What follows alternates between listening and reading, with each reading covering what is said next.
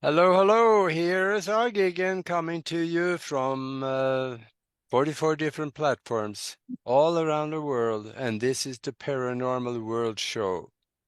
And we're going to have some fun tonight again because I have a wonderful guest with me, one that has a really interesting experience or two or three that she will tell you about. And yeah, I am Agi, and I'll be the host for this show. And we are we're on 44 different platforms, and that is three TV stations, Roku, and a whole horde of social media, so you can find us just about anywhere. If you want to get a hold of me, a good place to go is to go to broadcastteamalpha.com, and it's a site there where you can send me a message, and I'll get the message and I'll get back to you, and we'll have a communication. And also, I want to let you know about Nori and I put together a spiritual think tank. We do incredible things there. It seems like sometimes we create out of seemingly nothing, because we found out how you can communicate with the universal mind or the quantum existence, or for those of you religious people out there, God. There's a way to do that, but the normal religions don't teach you, but we do. So if you're interested in something like that, just find a way to be part of something bigger than yourself. Send us a message and an email to the mastermindconnection@gmail.com, and we'll send you some information, and we will send you a link so you can come and join us. And also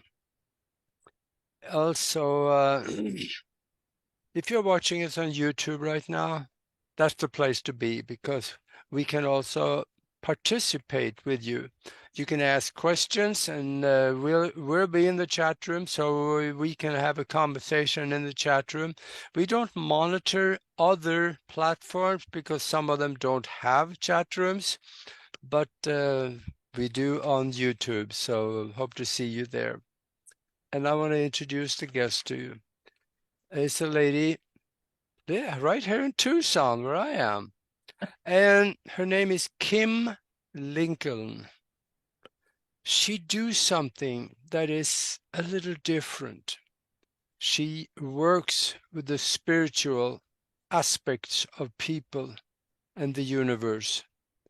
And she is a counselor in many different ways, and she'll mention some of about that in just a little bit.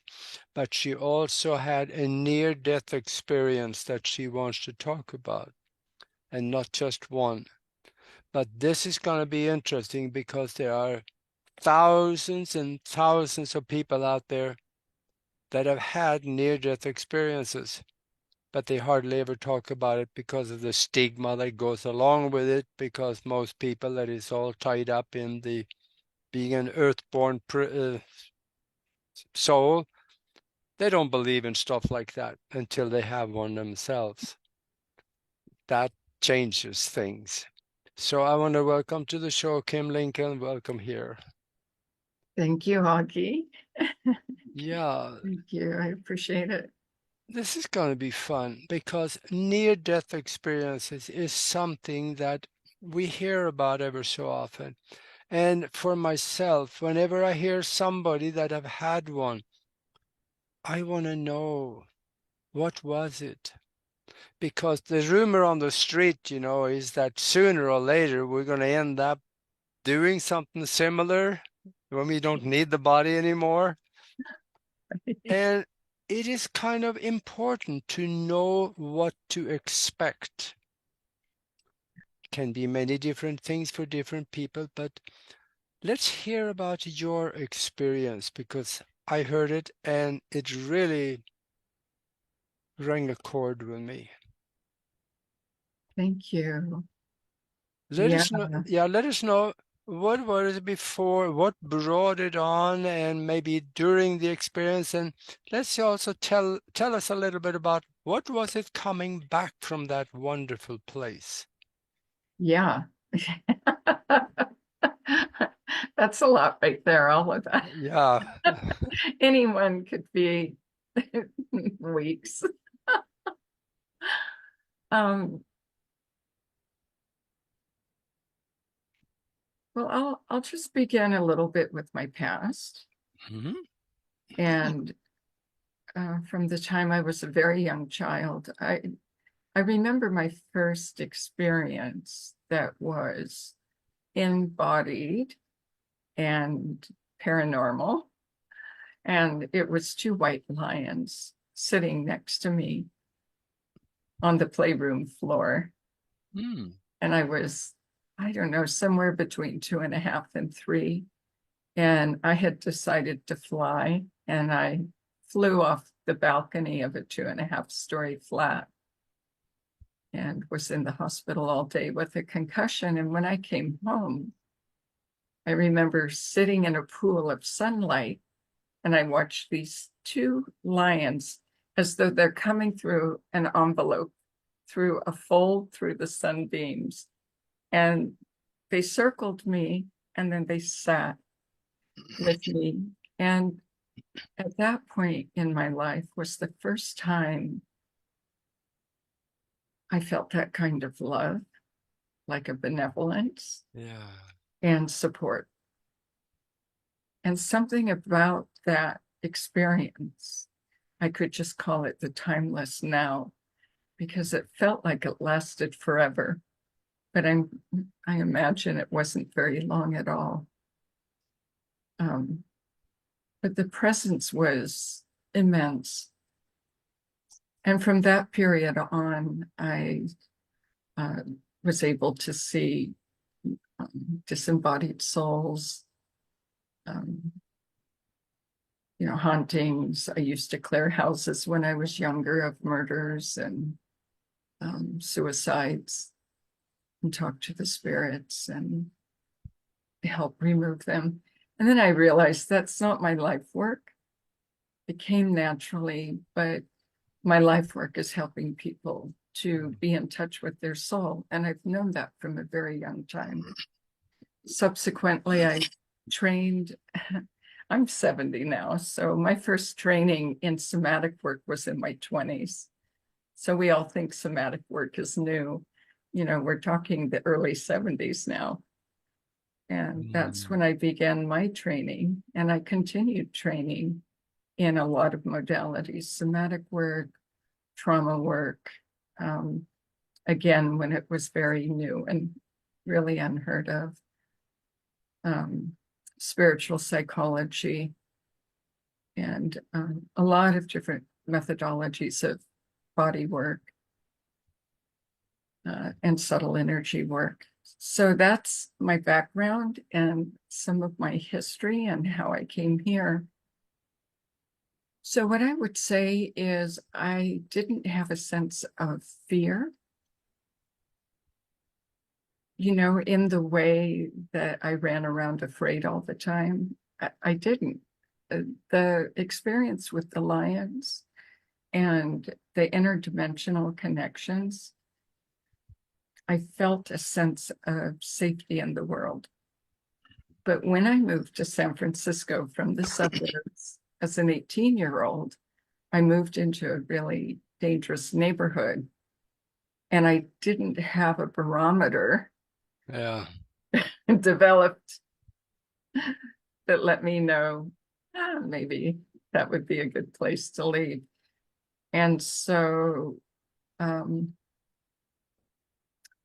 yeah, that's where it happened. Mm. I was in a flat. Yeah, if anybody knows San Francisco in the early 70s, 72, 73, yeah, that was Hayes Valley. It was a rough area. Yeah. Yeah. Yeah, so there was a knock on my door, and I had a feeling in my gut not to answer the door. And it was just like, don't answer the door. Right. Hmm. And I talked myself out of it in my mind. I mentalized over it. Like, what would I be afraid of? You know, I asked who it was on the other side. They say, hi, we're your neighbors. We've seen you going in and out. We have a question. Yeah. Hmm. Yeah. So I opened the door.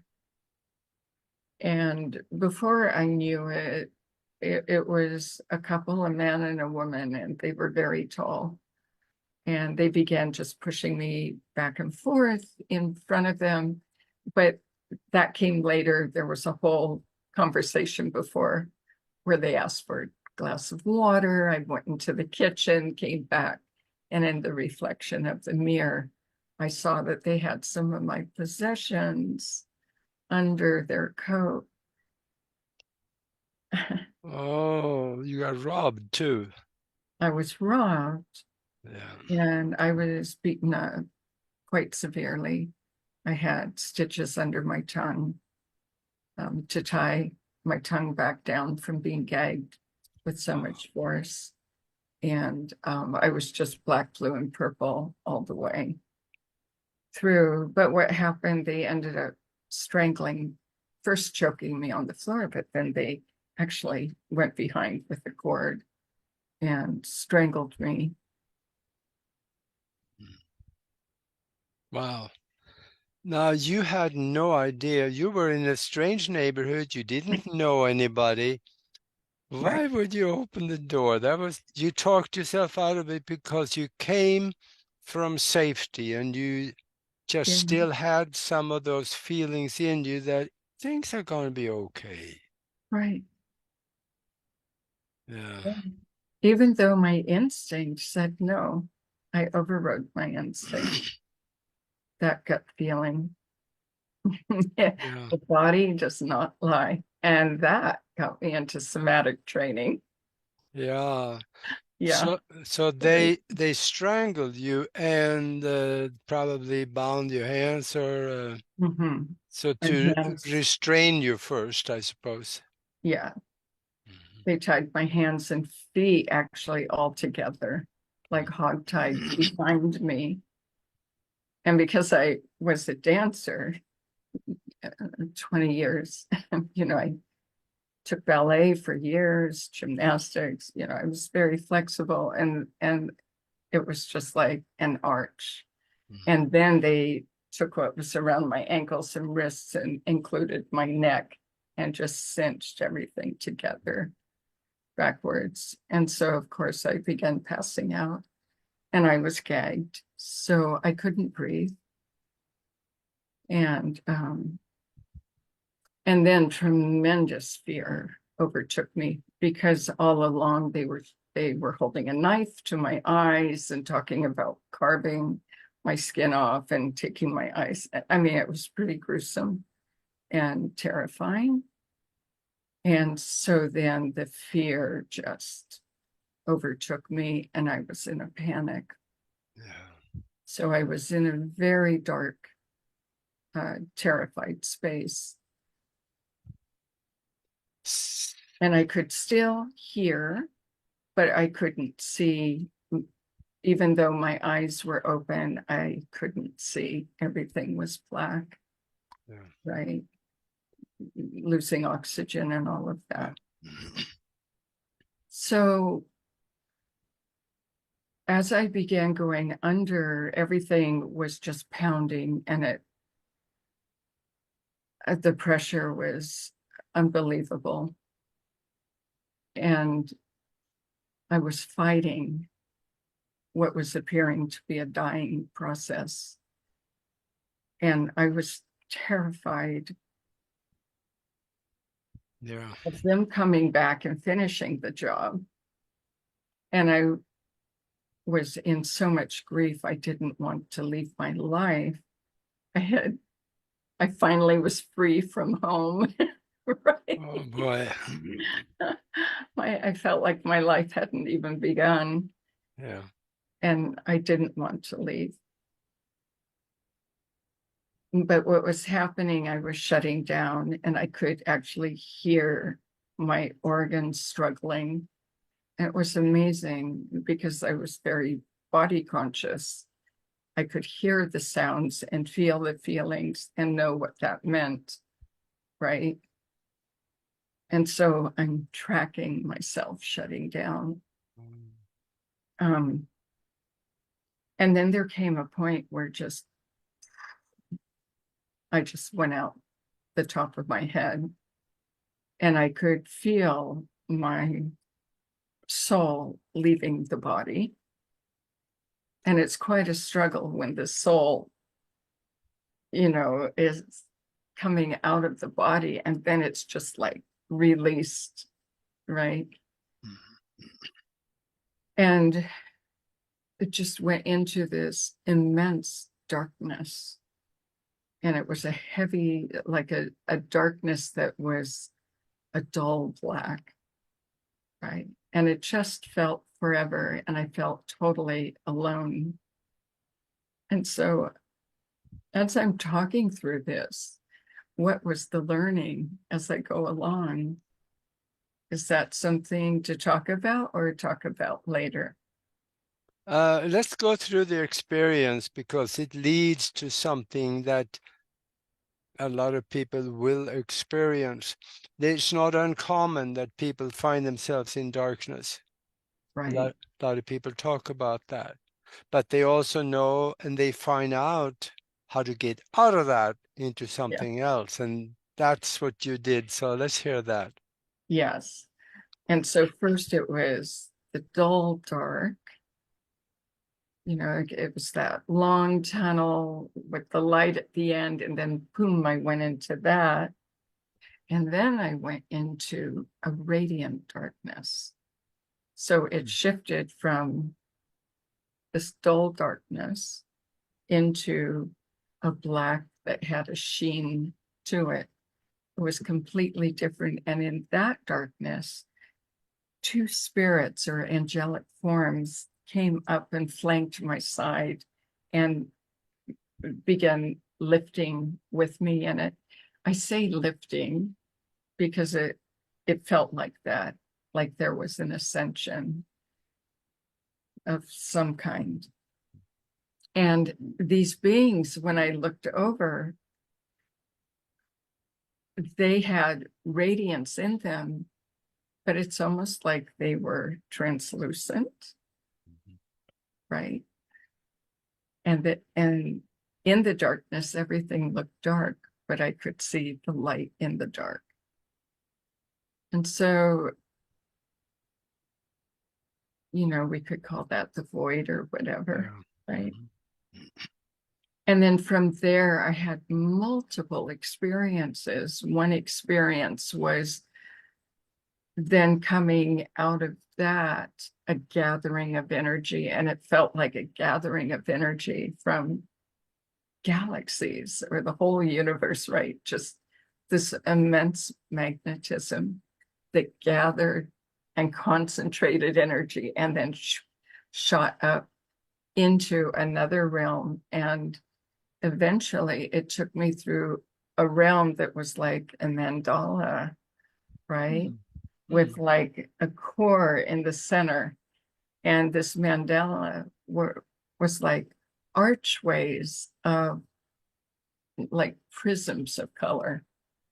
And then this opening in the middle. And there was a point where these guides or angelic forms stayed with me until I went through that part, and that I did alone.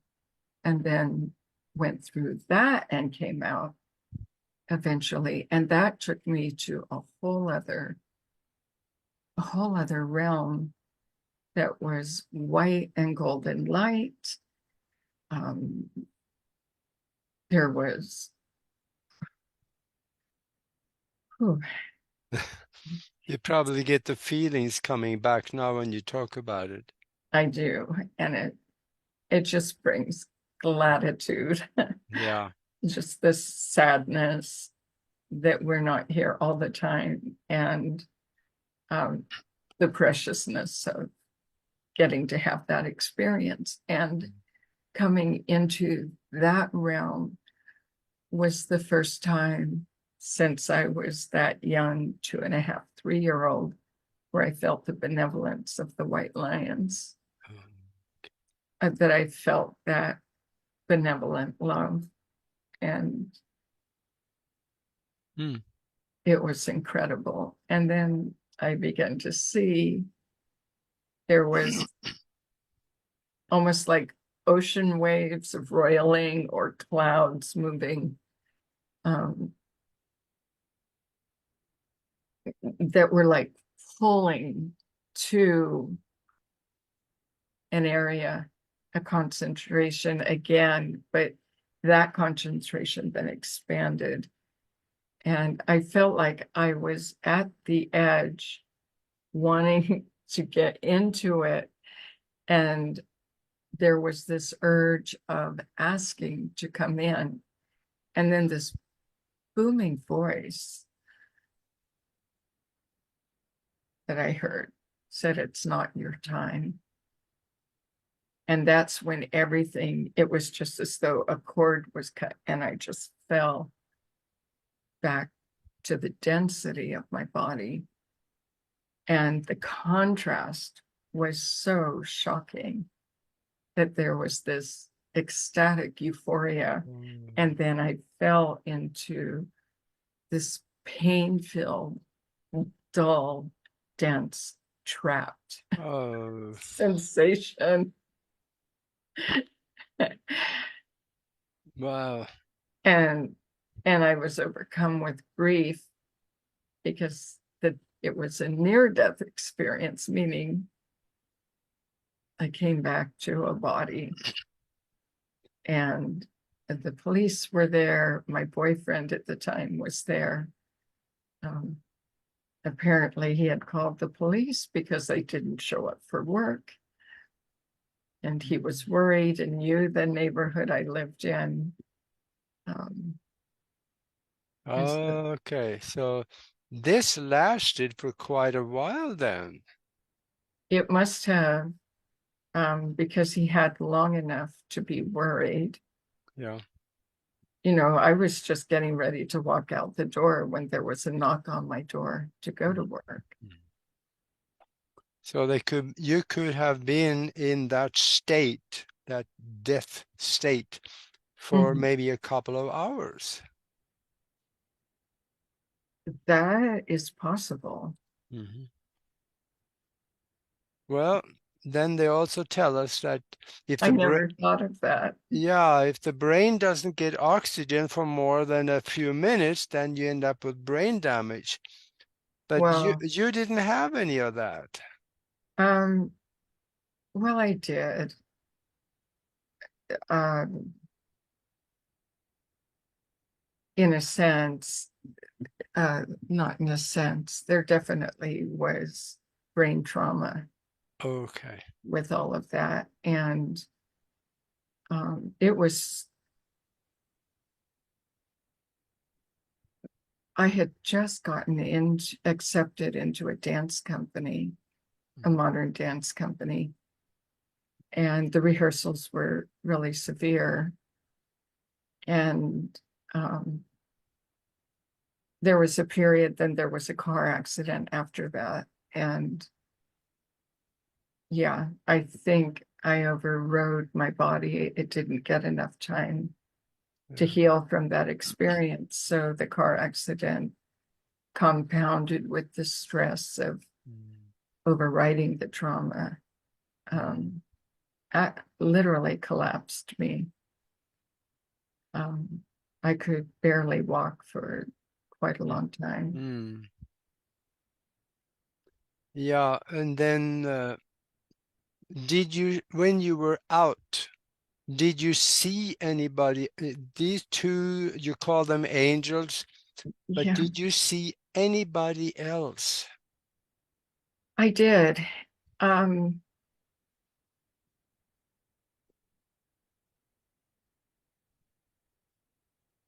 There were two times. One was as I was feeling I'm dying, Mhm.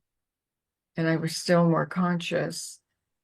And as I'm going into that, I'm telling my family and friends and people I knew how much I loved them Okay. and that I was sorry to go. And they were present. And when I went through to that golden realm, that golden white realm, Mhm. there were throngs and throngs. I don't, I mean, it, So it the was thousands. I mean, it was just all around. There were beings away from me, Mhm. but at my periphery in every direction. What did those people look like? Did they look like you, or were they taller, or what? Everything. They Hmm? were human, Hmm. and some were taller and translucent. Okay. Yeah.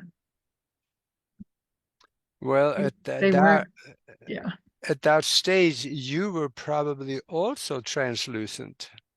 likely. Yeah. Yeah, yeah. So you came back with a memory of this, and I am sure that this memory has something to do with what you're doing today because of your learning experience.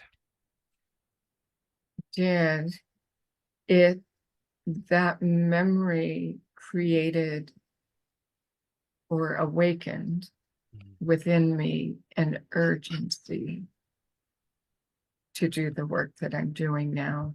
Mhm. And I didn't know what it was or how I would learn it, Mhm. but I knew I had to participate and be a part of it. Now, you also said that you had another NDE, near-death experience. Is Yeah, there anything important in that one that will also help to commit you to doing what you do now? it did. Um, Both of those happened when I was younger, and both were in water. When I was a little kid, I must have been, 10, and diving into a swimming pool, and my sisters and I playing tag to touch the drain at the bottom of the pool, touch it and then push off who can get back up to the surface fastest, right? And I dove down and I touched it. And as I turned, my pinky finger got caught in the drain. Ooh. And I had turned and I couldn't get my finger out of the drain. And I'm down there with my feet against the bottom of the pool, trying to pull myself free. And I kept thinking, you know, I'm losing my breath by now and really panicking and feeling like I was going to drown. The pressure in my lungs was immense and the pain in my head. And then I heard surrender. And I just let everything go and let my body go limp. And my body turned and my finger rotated and I floated up. Ah. So that was an important lesson. And this theme went through all three NDEs. Mm. The second one, I was 11, visiting Southern California, the beach, and I stepped off. I walked out into the ocean and it dropped, and a riptide grabbed me and just sucked me. It just pulled me right underwater. And it happened so fast. And again, I panicked and I tried to fight my way out of it. And in that struggle, again, I heard surrender. In other words, for this, it meant surrender and accept the death. Mm. And so again, there was like that tunnel and the white light, right? And I went limp, and the riptide pulled me out to sea, and then like a cork released me. I just went boop and just popped to the surface. So And this surrender allowed me. so when you popped to the surface, you were able to breathe again? Or had you drowned so you couldn't? I popped to the surface and I was heaving, and buckets of water were coming out. Yeah, Oh, it was intense. But there was the tunnel and the bright white light and peace all the way through that. And then I was released. And it's like, oh my God, I'm on top of the water now. Like I came to. So I feel those were test runs for the big one when I was 18. The really scary one. yeah, And all three had the same message, which was surrender, the struggle, which is something I yeah. work with a lot in my work now, especially people who have had traumatic experiences and are caught still in that nervous system loop. Mhm. So what you learn from those three experiences probably helps shape what you are teaching now. I believe that, Yeah. yes. More than believe it, I know it Mhm. deeply. That in a way I had to have the experiences to Oh. understand those experiences. And So then, yeah, that now I can see it because it was in your life plan probably to have those experiences so you could have the experience and learn from it so you would be able to help others that had similar or related experiences. exactly, Yeah. Uh, exactly. And I had a lot of trauma as a child. Um,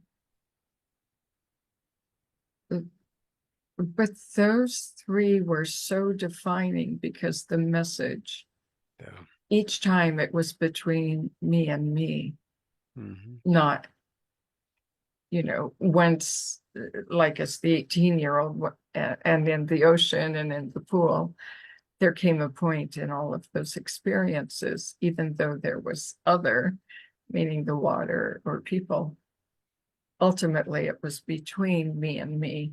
Hmm. And the lift trauma of my mother was bipolar, diagnosed bipolar schizophrenic. So that was difficult for a child to navigate, Yeah. right? Um, but she was trying her best to improve herself, which is how I got into so much work, Yeah. right? Doing the Fisher Hoffman process with her when I'm a teenager and Mhm. looking at the negative traits of my mother, living with Yeah. my mother, right? And the positive, and seeing my conditioning. So looking at conditioning and starting that work fairly, very young. Yeah. But yeah, there is a divine design that we each have. If we can get beyond the trauma drama of the experience and the story and retelling the story and look at what is the lesson, what is the learning, what do I bring from that to inform my life in a Mm-hmm. positive way? A lot of people have these experiences, and some of them, all they see is that darkness. And Yeah, then suddenly they find them back in the body.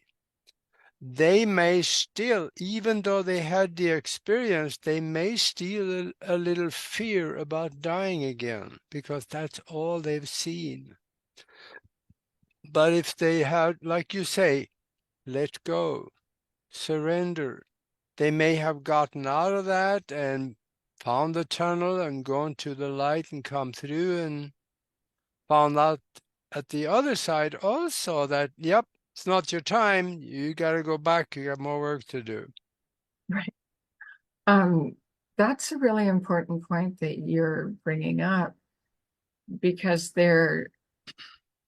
um, what I realized in, I call it the big experience at 18 with Mm-hmm. the strangulation, that I realized in it and coming and later, and that unpacked for decades after.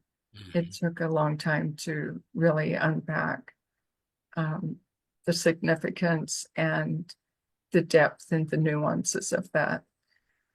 But what it showed me is what I was experiencing in the Black were um, the fixated version of the mind Mm-hmm.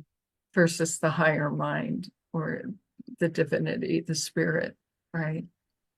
Yeah. And learning to perceive from our higher self and not just define our experience from the lower mind. And the lower mind is the animal mind. Yeah. That's the first part of our brain that develops, right? Mm-hmm.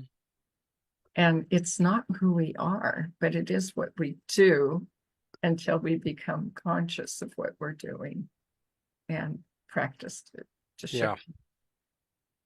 And then there are others too that have had these kinds of experiences. They find themselves through the tunnel, they meet someone that could be a relative, that could be a spouse, or strangers that in angelic form, and they can come back and say, it felt like I was there for weeks.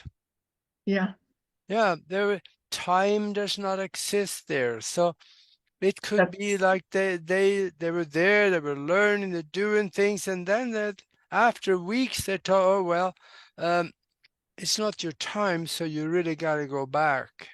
Now they yeah, probably haven't been dead a week or two here, but it's just almost like it could be maybe a few minutes here that expresses itself as weeks on the other side. yeah. For me, it felt timeless. Mhm. There was no sense of time. You know, you hear many talk about the eternal now, and Yeah, we've had many, many. I mean, that's the practice I help assist people with. I mentor people to yeah. access that part of themselves, right? Like you too. I love your work. Yeah, yeah, that's the Yeah, only way to do it, and you do, and I see now that we're a little after the bottom of the hour, so I want to tell and talk to the people that joined us late. We're talking with Kim Lincoln. She's an author in. She is talking about her near-death experience, and she's writing about some of this, and a little bit here she's going to show you a couple of books that she wrote that you probably should get your hands on because the rumor on the street is that sooner or later we're going to have to experience some of this, yeah, all of us. And it would be nice to know what it could be like. So it's not uncharted territory anymore. yeah, Do you think? yeah, yeah. No, I don't know that there's any way around it. Yeah, I know there are. I know that because I believe I have talked to one that said he was immortal. And I think that's probably a little bit outside of what people's reference. So I think we're going to stick with the rumor on the street for now to educate ourselves. Well, I think, yes, Yeah. And of, there uh, are those who are in that state. And of course, we all are mhm, ultimately. And but I think for the average person, with the conditioning we've had in society and the strong belief systems that, yeah, that we've been raised in, the yeah. limitations, Mhm, then yeah, some pointers are helpful along the way, yeah. a little roadmap. Yeah. That experience, or those experiences that you had, was they're tremendous, and they made a very serious impact on you. And what you learned there, are you brought forward, and you are now helping other people with traumas and things. Talk about that. What in fact, how can you help other people that have had these experiences and don't know what to do with it and don't understand what happened? Yeah, the body remembers. And so a lot of the work I do, um, well, I'll just say a little bit about the work. Yeah. My work that I began training in, and actually 17 was my first formal training, right? Um, but the work includes somatic experience, trauma consciousness, meaning being conscious of the trauma and learning to Yeah. work with that edge in the nervous system, right? Mhm. And the limited beliefs around it for some people, right? Some people Yeah. get stuck or frozen or fixated in a part of it. I was fortunate, I got to go through many dimensions and, um, all the way through and back. So, what I would say my experience, the last one really laid out a template for me to work from. And I have a whole course that works with the dark night of the soul, the journey course. And Mhm. it starts with the beginning, the fall from grace, right? The separation from source energy into a limited form, the body, and then the ego identity that forms in the shell, right, of that. And then the cracking open of the truth, how that informs us and begins to dissolve the shell, but that's a tricky edge because Mhm. that's where a lot of Yeah. trauma can get activated and needs to be worked with consciously and Yeah. slowly and consistently to create a new ground, right? Mhm. And then the spirituality, um, the union again. So working with the dualistic aspect of mind and the oneness, right? Yeah. I don't know if that was too Yeah. esoteric, but that's the work. Mhm. So I help people in the beginning to be in touch with their body. Really simple. Like when they say something, where do you sense that? And what is that feeling? And then to develop the awareness of using all five senses. And first, there may be the coarseness of the senses. In time, it becomes more refined. And the sensorial aspect of our awareness becomes perceptual, Yeah. right? And then the perceptual evolves into Okay. something larger. So it learns from itself. It learns from itself. Yeah. That's beautiful. And so it's like we're co-creating with Creator, Mm. in a sense, with creation. In your work, have you run into a lot of other people or some other people that also have had near-death experiences? Uh, not well, not that many. Mhm. Um, I work with all kinds of people. There have been people that come to me from satanic abuse, from a lot of abandonment as a child, from abusive or addictive behaviors, right? And when I am working with people like that, I do want to make sure that they have a network, that they have professionals they're working with, and that we can all communicate if needed. I really love Yeah. it if a person has a team, and then we're working with the different aspects of that person to help them integrate. Yeah. Sometimes when someone has a trauma, and it could be one of those in the fringes of things that is hard to understand. And then their brother-in-law, come and say, that never happened. You're nuts. You're just crazy. That's all. And the more they hear that, they start believing some of it and they withdraw. And you can help them solve that problem and maybe bring them back out again to, Yeah. sometimes they need to go back to their brother-in-law and say, hey, bud, you're wrong. And they get But to be themselves yeah. and own the truth of their experience and the learning of that and blossom Yeah. in their life. Yeah. And that's the reward of doing this work, Yeah. getting to see people grow Mhm.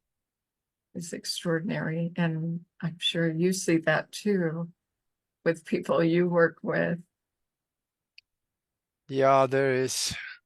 I think everybody, almost absolutely everybody, have some form of experience that could be interpreted to be trauma. Mhm. So if it's a small one or a big one, Yeah. there could be possibly the same solution for the both of them. Because Yeah. there may be just a little bit of understanding that can create the resolve. Mhm. Exactly. Yeah, And very simple practice. yeah, Mhm. But practice, as we know, needs to be practiced. hmm, yeah. Yeah. Now, you have written a couple of books also. If you have them there, could you Mhm. show them to us? Sure. This is the first one I wrote, 2016, Wholly Here, Wholly You, Mhm. right? Discovering your authentic self. And one of my students did this painting, Oh, and she's now, I've trained her as a practitioner, and now she's actually teaching some of the courses I developed. And this book is that whole story.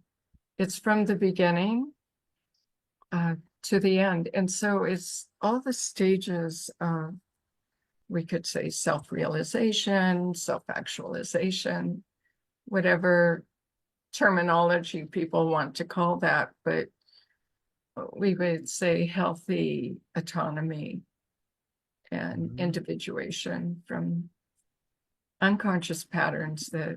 controlled our lives and becoming Mhm. more conscious. And so at first I thought I would use different students as examples in this book. And then I realized, well, I might as well do it because I've Yeah. had all those experiences. And so in it are snippets. So it's like little vignettes, and then there's lessons and activities, and then another vignette. And then in the end, they all come together. Mhm. Um, but it's the stages of self-knowing, right? Oh, yeah. Yeah. Yeah, reading something like that, I think you're going to get to know yourself a lot better than what you did before. Yeah. Yeah. And the book has brought people um, to my classes or for personal work. Okay. Yeah. Many people say, well, when I lived in Olympia, I had it in some stores there. He'd say, oh, it just jumped off the shelf into my hands. Hmm. Yeah, Right. that happens. Yeah. Now it's online. I stopped doing the work of trying to get it in stores because Yeah, it's Amazon. it's Amazon. Yeah. Yeah, there you can search for the title, but maybe the easier way to just put your name in the search bar and then click and then it all comes up, right? Yeah, if they Google Kim Lincoln Yeah. and essence work or essence or you Yeah. know authenticity, it should come up. If someone comes to you with a really difficult trauma, how do you start out? Because it probably is not going to be solved in 20 minutes, so it'll take a while. How do you start out working with those people to bring them back to normalcy again? Well, the first thing is I'm going to notice where they are. If they're speaking from a distance, from outside of their body, more dissociated, or if they're in their body but stuck in an area, right? So I'm going to begin to bring their awareness to their speech Mm. and what they're feeling and where that is. Yeah. And just begin to bring them into the mapping. So they learn their map of their body because we're each different Yeah. in how we organize our experiences. Hmm. Yeah, it's not easy, but some part of it, I know from personal experience, I had something happen and I was dwelling on it all the time, and it Mhm. made that negative bubble bigger and bigger until I figured it out that the more I think about it, the more it's going to stay with me because the neural network will lock it into that loop. Exactly. It becomes fixated or Yeah. station, right? So, Exactly. yeah, and I think there's someone wiser than me that said, when you when you think about something different, things change. The facts change. Everything about it change when you start thinking about it different, or maybe Right. not thinking about it at all. Right. Well, if there's trauma, it continues to live in the body. Yeah. So we have to be careful not to bypass it, Mhm. right? Or to deny it. Mhm. So it's kind of a careful navigation around all of that so that um, I give people little experience, help them with little experiences of shifts and help them to notice the shift and to value the shift. Okay. And in that shift, what arises is an essential quality that they disconnected from in the trauma if they're still fixated in the trauma. And so if a person is overthinking, perhaps, and in that loop, they have to come to the body. Yeah. or if somebody is just impulsively acting something out, like anger, strong emotions, and just in it, they have to open to the higher mind, to the witness, right? And so what I'm looking at are the three centers: the mental, the emotional, and physical, right? And those are they call it three parts of the brain, the triune brain. But these three centers have existed for thousands of years. Yeah. What Many about what ancient about teachings. what about the fourth center, the mind? Yeah, That's the integration, yeah, is the great mind, not the little overthinker. yeah. But yeah, the Yeah. mind, universal mind, the free mind. Mhm. And we practice accessing that through the witness and observing Yeah. and feeling strong sensations without making up a story or enacting them. But with trauma, there can be a momentum, and then the person just boom right into the trauma vortex. Then we want to gently bring them back out and just titrate that edge, Yeah. and so they can learn to navigate that. I see we are getting down towards the end here, but let people know where they can reach you. And I have another book. Yeah. I'll just quickly say this book, Soul Power, You Loving You. Look at this. It's so easy. Oh, Each gosh. page, it's so easy. My kind of And book. yeah. And some people just read one page a day. So there's a lot of wisdom in that. Hmm. Um, When you work with someone, do you give them homework, kind of like things they need to do and practice at home in order to restructure their neural network so it reaches into the brain or the chemical factory of the brain that release the healing chemicals? yes. Yeah. Um, Often at the end of the session, I'll remind people to practice that. Some people I give assignments, depends on the person Mm-hmm. and where they're at and what they're up to. Yeah. Some people I'll have them pay attention to their dreams. Yeah. It again, it's individual Mm-hmm. for the person I'm working with.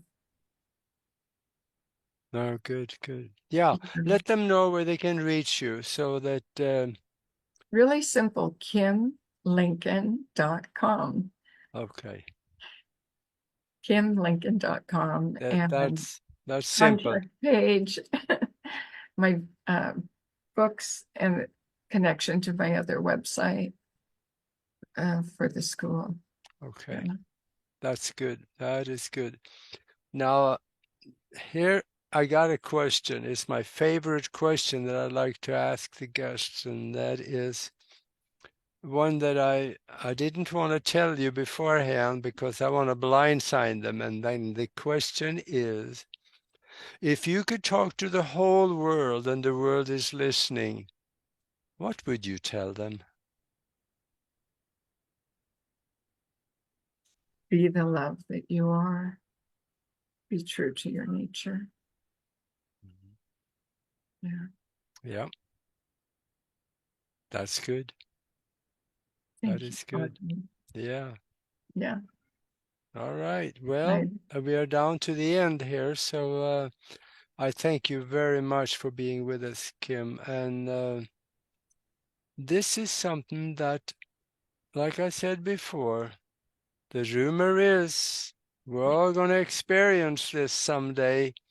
Wouldn't it make sense to know a little bit about that other place or what can happen? Go check out her books. Thank you. Sneak previews for what's Yeah, to come. there you go.